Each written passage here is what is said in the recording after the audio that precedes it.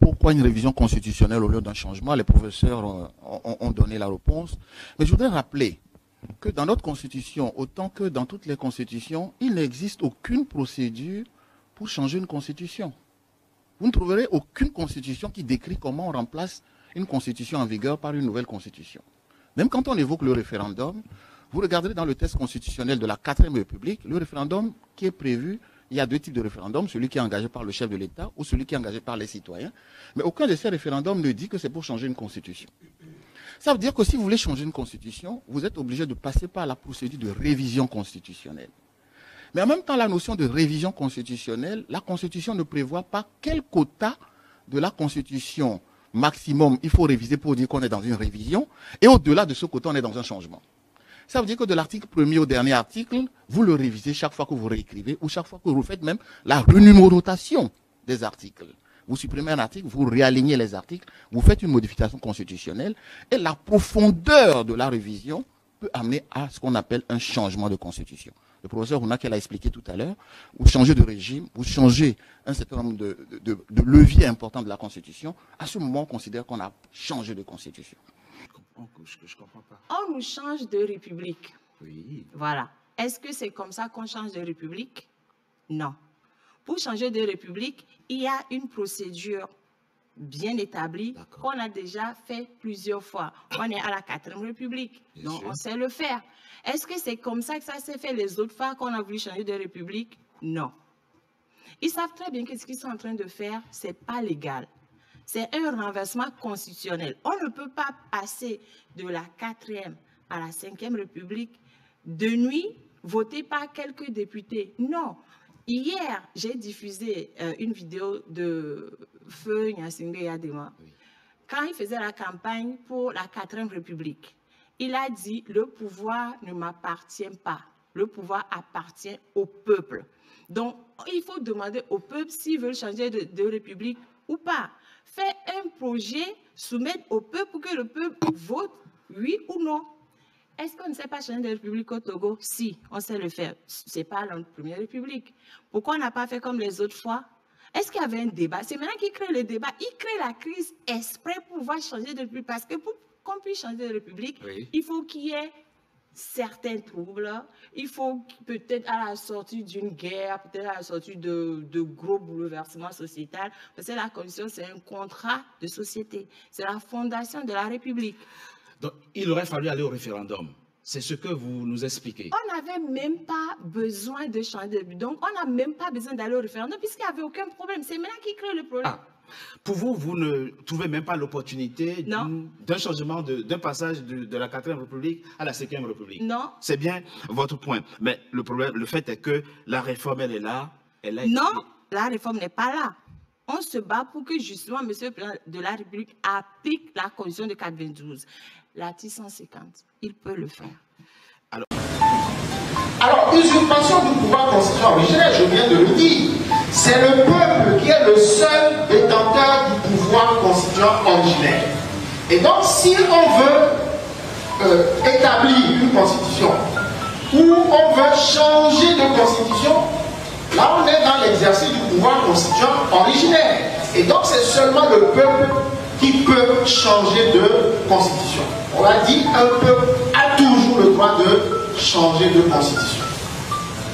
Alors, à partir du moment où le processus a été mené par l'Assemblée nationale, et donc sans que le peuple ait été impliqué,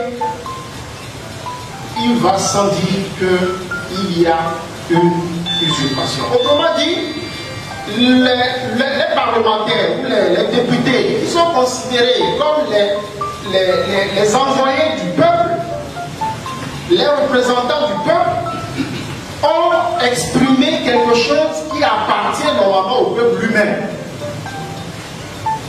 Et d'ailleurs, on le voit dans le texte qui a été promulgué, dans le préambule. Et la phrase qu'on peut lire, la première phrase est « Nous, peuple togolais ». Et donc, nous, peuple togolais, c'est censé avoir été fait par le peuple togolais. Or, ici, je viens de le dire, c'est le Parlement, c'est l'Assemblée nationale togolaise qui, du début jusqu'à la fin, a conduit ce processus-là. Le peuple n'a été invité nulle part. Et donc, c'est pour cette raison qu'on peut parler d'une usurpation. Il y a, dans ce processus-là, on a entendu aussi beaucoup d'analyses, beaucoup de discours, à savoir le problème posé par l'article 59 de la Constitution de la 4e République. Certains ont estimé que cet article est inapplicable.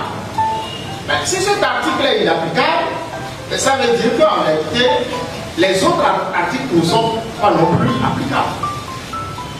Parce que c'est vrai, la révision de la Constitution de la 4e République est régie par l'article 144. D'accord? Mais l'article 59 est une disposition particulière qui précise quoi? Lorsqu'on veut changer le mode de désignation du président de la République, qu'on veut changer la durée de son mandat, etc., eh bien, on ne peut recourir à une telle modification qu'avec le peuple. C'est le peuple qui peut modifier. Ça veut dire qu'on peut réviser toute la Constitution, mais si on n'avait pas révisé le mode de désignation du président de la République, le colonel ne serait peut-être pas posé sur ce temps-là. Donc là, l'article 59 était pleinement applicable. Alors dans ces conditions, on s'aperçoit que cela est considéré comme une fraude à la Constitution, une fraude aggravée. D'abord, c'est quoi une fraude à la Constitution? Il y a eu beaucoup de thèses sur la question, mais ce qu'on peut retenir de façon générale, il y a fraude à la Constitution lorsqu'on utilise un processus ou une procédure de la Constitution qui est donc licite, mais pour contourner la Constitution elle-même. Ici, on a bien vu, tout le discours était de dire qu'on est en train de réviser la Constitution. Mais au bout du compte, c'est un changement de Constitution. Dès qu'on change le préambule d'une Constitution, en réalité, c'est qu'on a changé la Constitution. Mais ici, on a vu clairement, d'ailleurs, le texte qui a été promulgué, c'est la loi portant Constitution. Donc ça veut dire qu'il y a non pas une révision de la Constitution, et donc on a utilisé la procédure de la révision, mais non pas pour réviser la Constitution, au contraire pour changer la Constitution elle-même. Ça c'est la fraude à la Constitution, et une fraude aggravée dans la mesure où ça a été décidé dès le départ. C'est délibéré.